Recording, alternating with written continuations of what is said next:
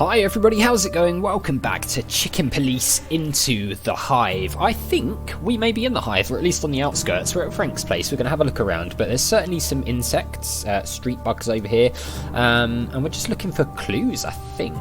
Anyway, let's look at these guys. Maybe they know something about Frank. We could ask them. The fewer people who know we're here, the better, Marty. Remember, this is hostile territory. Good point. Because we're chickens? Yeah, but mostly because we're cops. Yeah, that's true. We probably don't want to disturb people too much, do we? Blighted building. Poor Frank. What a dump. Okay. So, this is where he lives, right? This goo? It's like the Hive is infected with something, but it's actually the very thing that holds the place together. Strange and ironic. So, I'm guessing this is just like honey or something like that? I would assume. I don't know. Seems Frank left the light on. Why did he leave the light on? Maybe he's in, or he left in a hurry. What about this? Oh, that's snail. Someone left his home? Very funny. I'm not joking. That's a shame, Marty. That's a shame. I think that would have been quite a funny joke, to be fair. Alright, well, is there anything else we can look at? I don't think there is. There's the entrance. Nothing. Nobody's home. Oh. Is Frank on a hot lead right now? Can we go in? Frank's always on a hot lead. At least he thinks he is. So? He'll come back later. He has to come home sometime, right? Oh. Okay. You're saying something. Oh, so we can't go in, so we have to come back later. Oh, well. Our first visit to the Hive has been quite anticlimactic, I guess. Alright, fine. So we've got Frank's place, the Hive's graveyard. Should we go back to our flat and see if anything's going on there, and then we'll head to the distant light place, I guess? Let's see if anything happens at our flat, and then, yeah. Wow, what are all these boxes? I told you, didn't I? I'm leaving this dump and going on a round-the-world trip. Yeah. Of course, you said a million times, but you just never started on it. But we are. Well, this time I did. Yeah. About a week ago, I think. Huh. You've come this far in a week? Man, I can see you're really determined. Exactly. Good work takes time, okay? I've got a lot of stuff to pack. Who knows when I'll be back? Maybe never. Until then, Lewis is renting the place out. Oh yeah, what's the deal with the good old carrot shredder? Oh, I remember Lewis. He's the bunny, right? We saw him in the first game. Well, he's doing pretty well since he breathed life back into the hotel. He started renting out apartments to some pretty shady characters, but still, it's a start. Nice. Shady characters? Like you?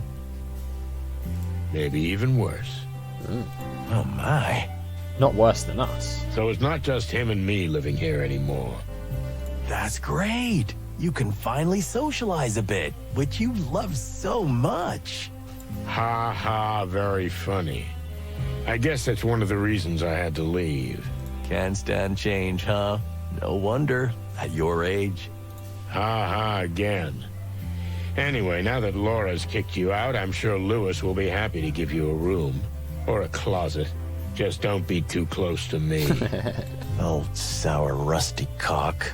I didn't even hear that. Yeah, we're ignoring that. Yeah, because your hearing is already gone, old parrot. Hey. What? Oh, Marty. Okay, I'm done. But didn't you say there was someone here you could introduce me to? Oh, Cluck, I almost forgot. But she's gone. Huh. Aw, man, you must have been hallucinating. Must be one of those old age things. Shut the clock up. He's really hammering home this old age thing, isn't he? Alright, new character. Right, so we got a new ask thing, did we? Or a new, oh no, new character bio. Okay, Lewis C. Hayworth. He's an old friend, the owner of the Atlas Hotel, and therefore essentially my landlord. He comes from an old, prominent Clawville family, but after his parents lost their vast fortune, the young rabbit had to get back on his own feet.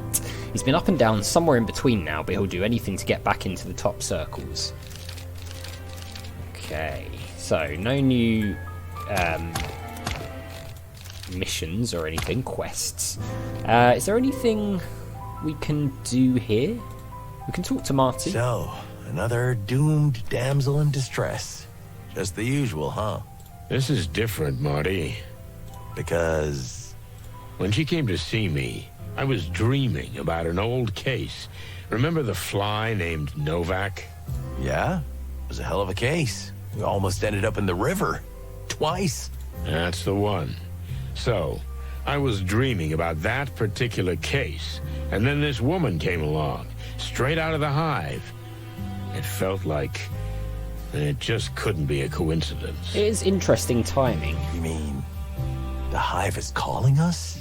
As the flame calls the moth. Ooh, that's poetic. And awesome. Thank you.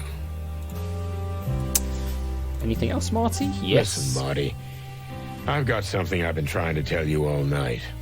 Well, go ahead, boss. You can always be honest with me. You look like shit. Thanks, man. It's a bit mean. What was that? I said jerk. Oh, yeah. I got that right. Some nice insight to their So are you friendship. going to tell me what happened with Laura, or what? Let's leave it. It's too fresh. Ah, come on. Okay. I get it, pal. Right, he doesn't want to talk about it. Okay, well, I guess we can have a look at the desk and see if there's anything here that we can take, or... Ah, Meredith's last book.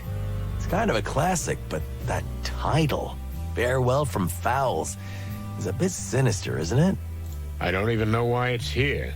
Lewis bought it as a gift, and I didn't have the heart to throw it away, I guess. Why didn't Meredith write anything about our last big case? It's been 3 years and nothing. What could it be called?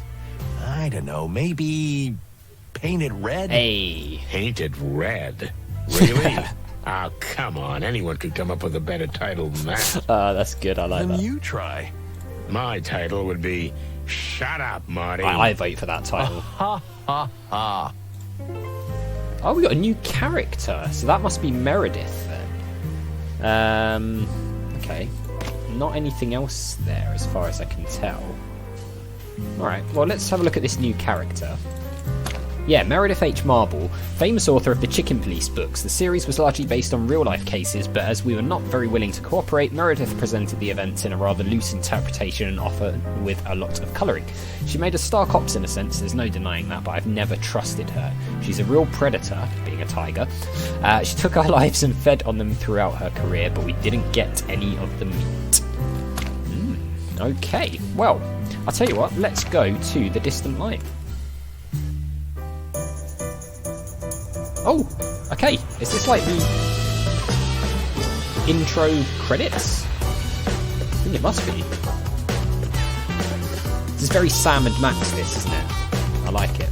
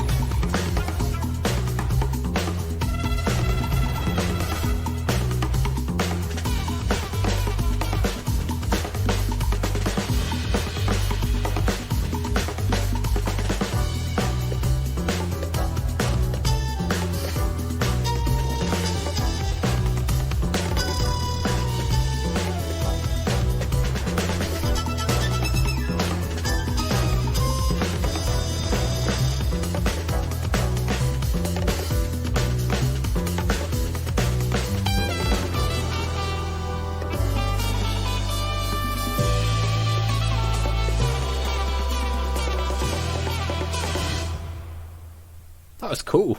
I like that. Really cool. Reminds me a lot of the Sam and Max Telltale games. Or the Telltale Sam and Max games, I should say. The distant light. Inviting for the locals, I'm sure. But it makes my comb crawl just to look at that collapsing neon sign. Could this be the last light we'll see? Or the light at the end of the tunnel? Still, there's nothing we can do. The trail drew us here like insects drawn to the flame. We have to find out who's running this place, and what she has to do with the disappearance of the bodies. Oh, shit. I didn't bring Bertha. We might need her here. Bertha's his gun, right? Your shotgun would only cause more trouble, believe me. This is not the Hive it used to be, pal.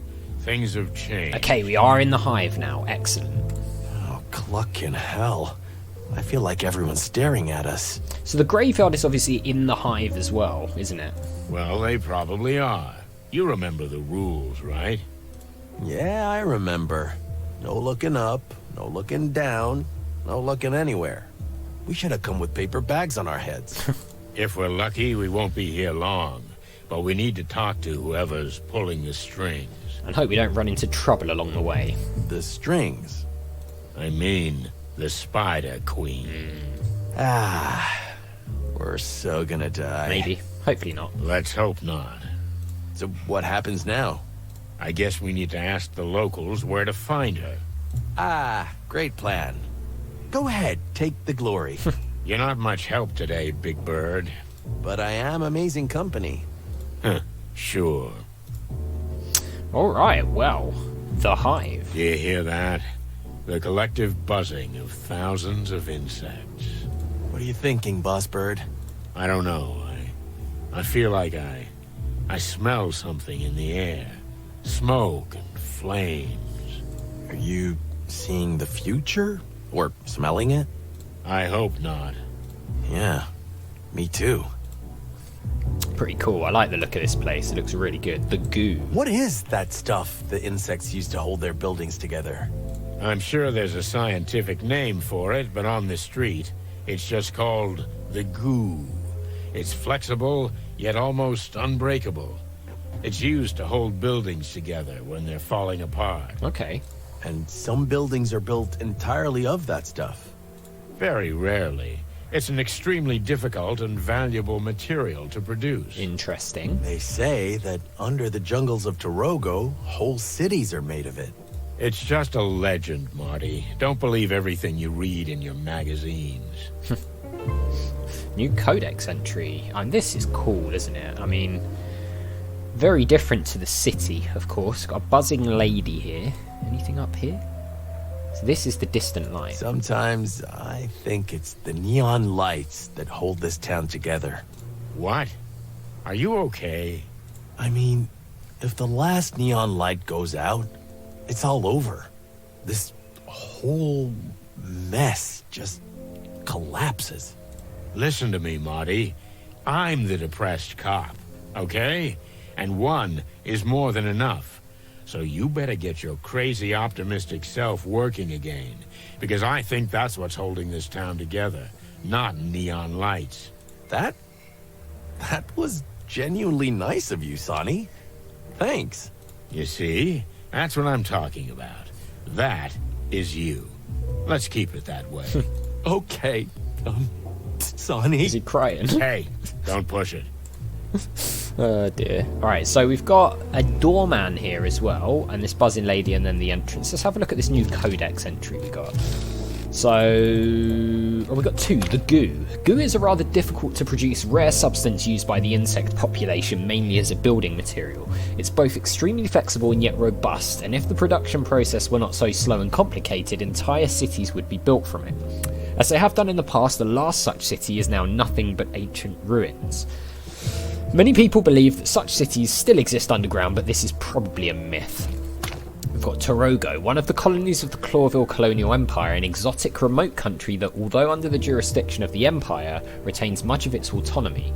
The country is ruled by the Saipars, high-ranking gurus or religious leaders, and although it has already embarked on a path of modernization, it's still richly imbued with its ancient and mystical traditions and the caste system on which its society is based. Alright, the distant light. We have to find a way to talk to the queen. We've got some clues there.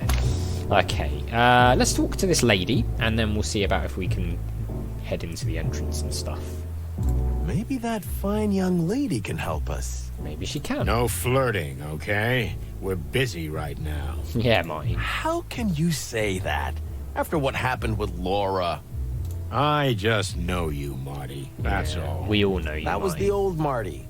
Now I'm married and heartbroken. Right. Welcome to the club, pal. Is there a membership fee? Just sweat and tears. Yeah, that's right.